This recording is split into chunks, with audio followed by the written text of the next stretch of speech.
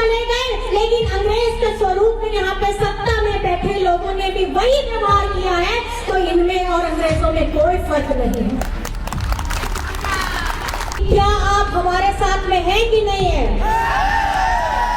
दोनों हाथ उठा करके बताइए, आप हमारे साथ हैं कि नहीं है?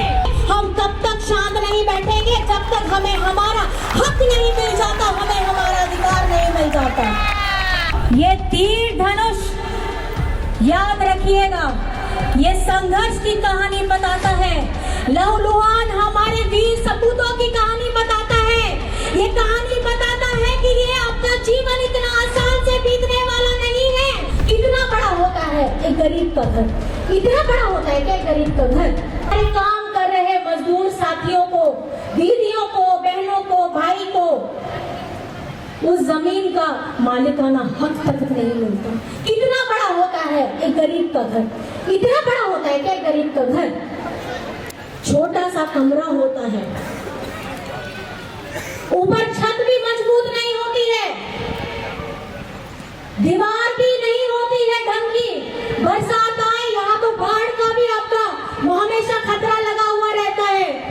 बाढ़ आए तो कहीं न कहीं पानी के द्वारा सांप बिच्छू के अंदर ना घुस जाए।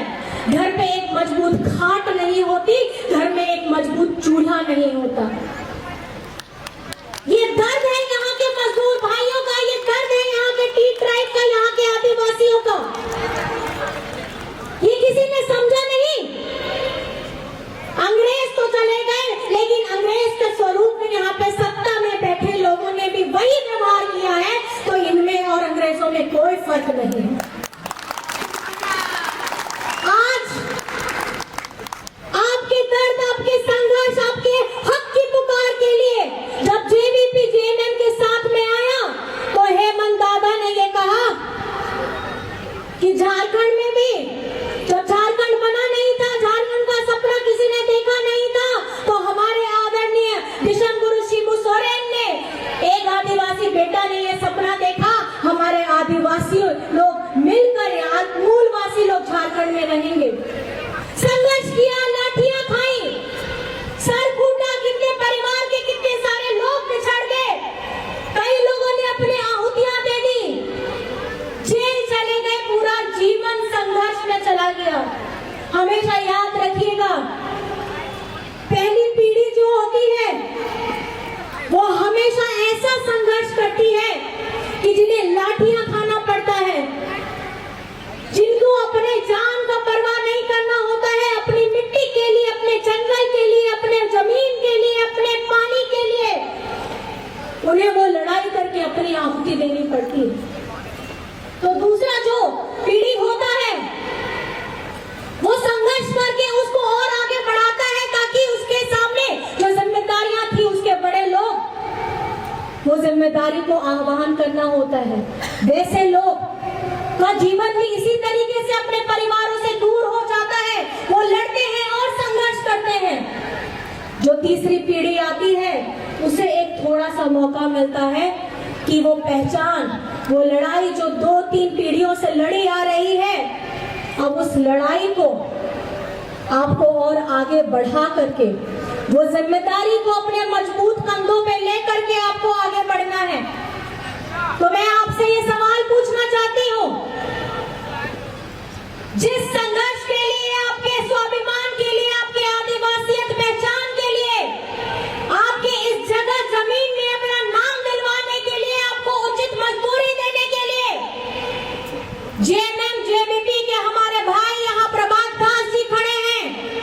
मैं आपसे अपील करना चाहती हूँ, लेकिन अपील करने से पहले मैं ये सवाल पूछना चाहती हूँ कि क्या आप हमारे साथ में हैं कि नहीं है? दोनों हाथ उठा करके बताइए, आप हमारे साथ हैं कि नहीं है? ये लड़ाई आसान नहीं होने वाली है, ये सिर्फ एक चुनावी सभा है। अभी तो आगाज हुआ है, अंजाम अभी बाकी है। हम तब तक शांत नहीं बैठेंगे जब तक हमें हमारा हक नहीं मिल जाता, हमें हमारा अधिकार नहीं मिल जाता। तो मैं आपसे फिर पूछूंगी, यहाँ पे चुनाव की तारीख, जो आपको वोट देना है, इसकी तारीख कौन सी है? कौन सी तारीख?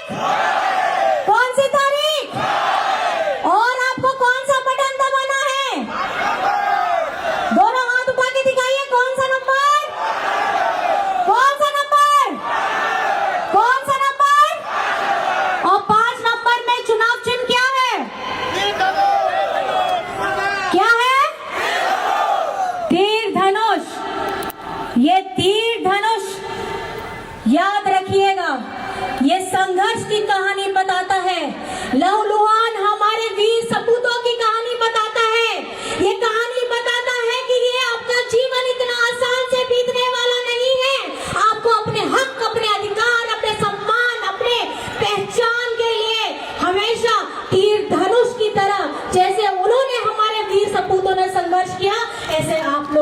संघर्ष करना है।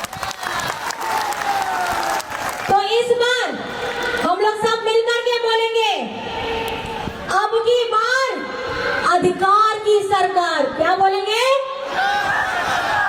अब की बार, अब की बार, अब की बार।